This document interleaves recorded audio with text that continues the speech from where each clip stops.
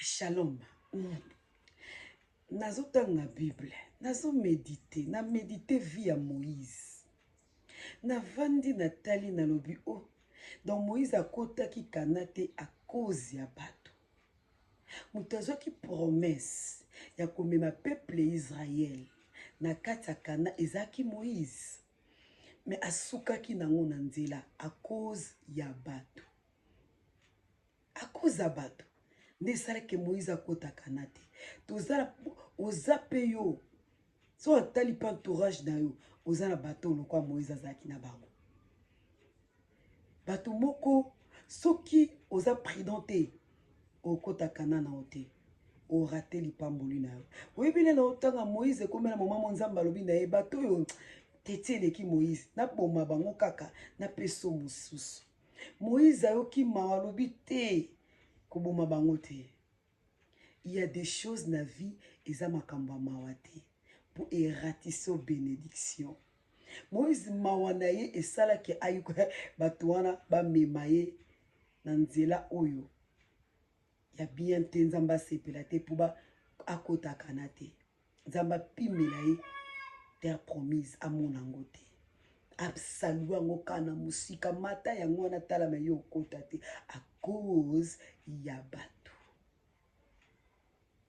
Eza bato mususu balokwa ba peuple Israël. Longola bango na nzela na yo pokota na kana. Soki ko longoli bango na nzela na oto okota na kana te, osuka na nzela lokwa Moïse. Moïse azwaki promesse akenda na ngoti na suka te, asuka na nzela à cause ya bato. Toana mondo mutu akomema akobungisa yo. Toana mondo mutu akodétruire yo na seconde. Toana mondo oyo mutu akoki kolamuka donc asalika moko elekeli yo. Soki sengi okotaka na yo ata yo moko kota.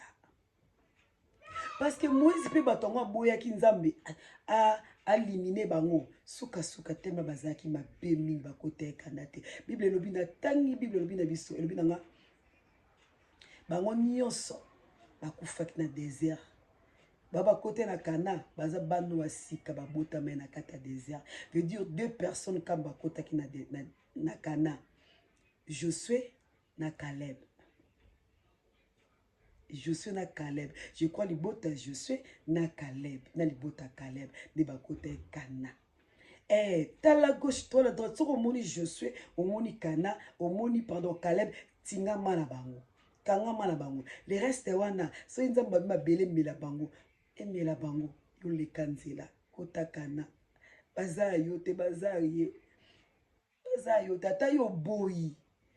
Kenzambe non so déjà destin na bango esa ba suka na nzela alors kolinga te ba suki so pe na nzela kolinga te ba suki so na nzela continuer destin na yo continuer nzela na yo pardon continuer nzela na yo tala liboso ko rater kanate pona bango ko rater kanate pona bango ça le quoi je suis ça le quoi Caleb amoni je suis amoni bateau pardon non kokatenga na Moïse te alobi soki bino bolingi na bino te moi et ma maison donc servir l'Éternel.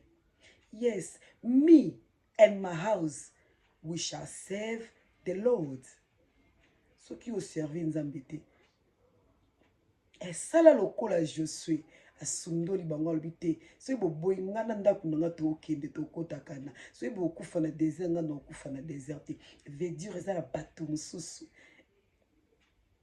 kabwana na bango pokota kana na yo po makambo kende bien. Moïse arata kana likola mokili koyoka bango mingi te po rate kana